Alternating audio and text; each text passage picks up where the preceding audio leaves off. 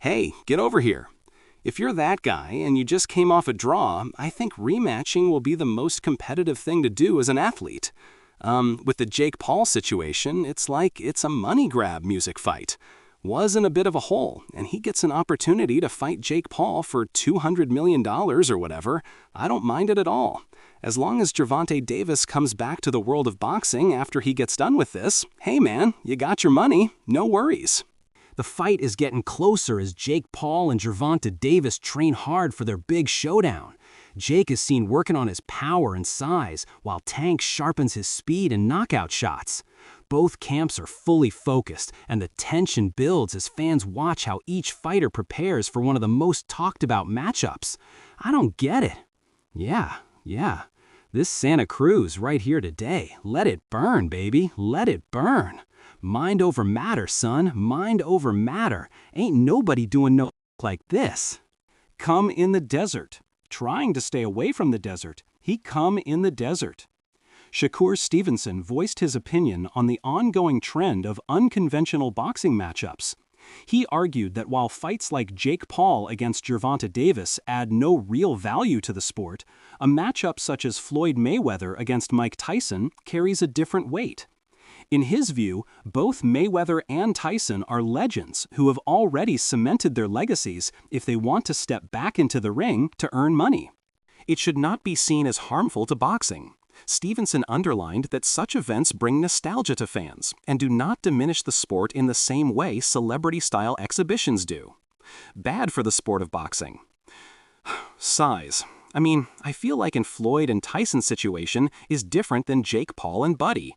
I feel like with Floyd and Tyson, it's like, okay, y'all deserve it. Y'all legends. Y'all paid homage. Y'all did the most for the sport of boxing already. So you deserve a big payday and be cool. I'm cool with it. I like it. But with Jake and Buddy, I feel like Buddy is a participant in a sport of boxing right now, and he just came off a draw his last fight. So if you're a real champion and top-level guy that you say you are, which I think you are too, I think you're the truth. But if you're that guy and you just came off a draw, I think rematching will be the most competitive thing to do as an athlete. With the Jake Paul situation is like it's a money grab fight. So to me, it's like some WWE. Do you think it helps out? Okay, so he gets this fight with Jake, his value goes up? No, it doesn't. You don't. It don't. Not in the sport of boxing. It made the demand more because because when we looked at was it Floyd and just hypotheticals at time, right? You go in there and that big ass knock him the F out. Just saying, hypothetical. Go in there and knock Tank the out. That big ass being Jake Paul. Yes, okay. Just make just one. Knock him the out because he's bigger than him. Yeah, for one, it is a fight. I think the thing is with Buddy and Jake fight, I feel like it's two sides of me with it. Because from a competitive aspect and me being the mentality that I got, I feel as though I probably would have done the rematch. Good.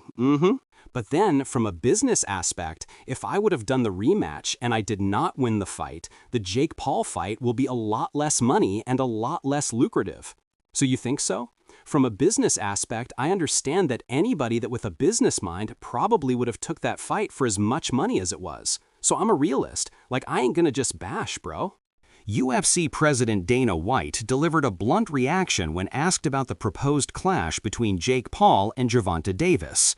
White claimed that very few fans were genuinely excited for the matchup, but admitted it could actually help Davis. Davis had been facing a period of public scrutiny and challenges outside the ring, which lowered his momentum.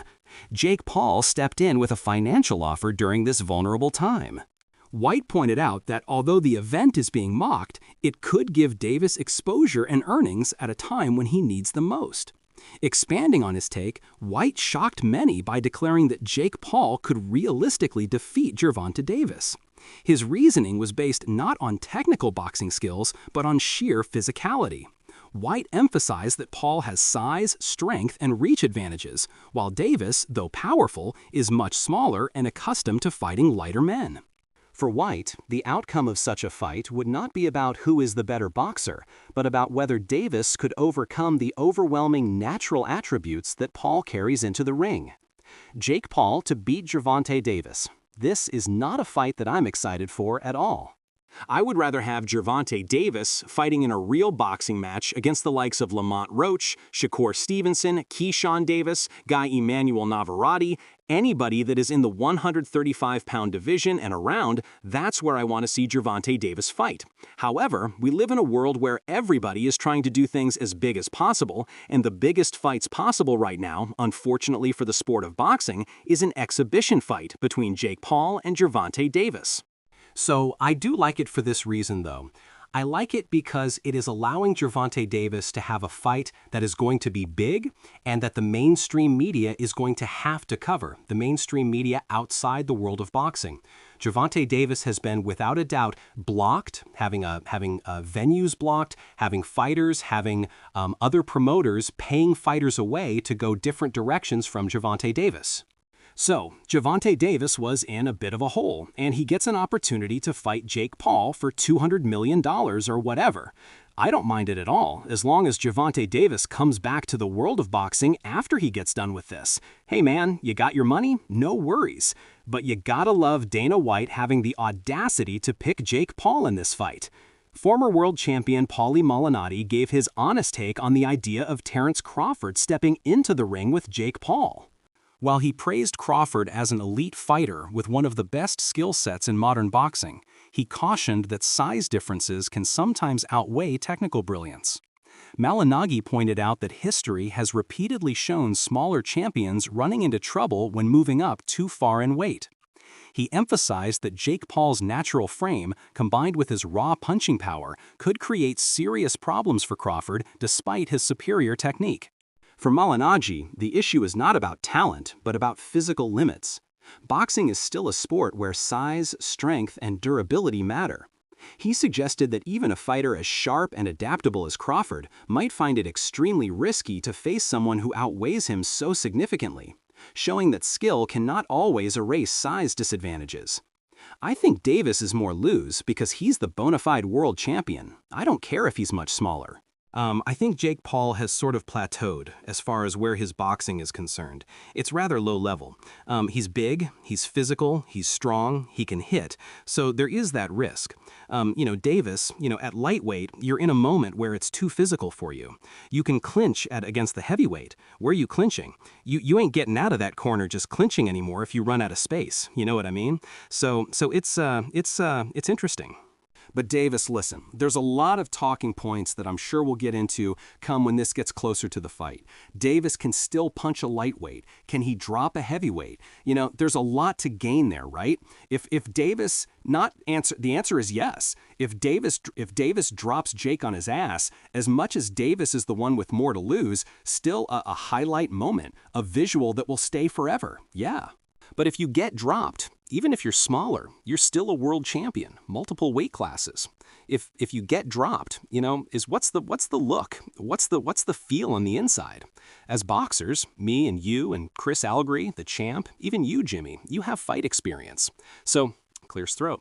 We know that the risk is a big guy, that big, hits you probably going down if you're a small guy, if he hits you clean. So we know the risk. But how does it look to the public eye who don't understand that? You know what I mean? The public, so there is a lot to lose though. There's a bit to gain. I wouldn't necessarily have an issue with this had Davis's career arc been one that benefited boxing. Bever was manufactured and put into a position where he's supposed to benefit boxing, and I don't think he has. I think he's hurt boxing. So by giving him this reward, that's my problem. Why are we watching this? Why don't you make him earn his spot that he still hasn't earned, mind you? Analysts revealed that the organizers were forced to make a major adjustment when the originally chosen venue declined to host the highly publicized matchup. Local officials reportedly dismissed it as more of a circus event than a legitimate sporting contest, leading to an outright refusal to approve.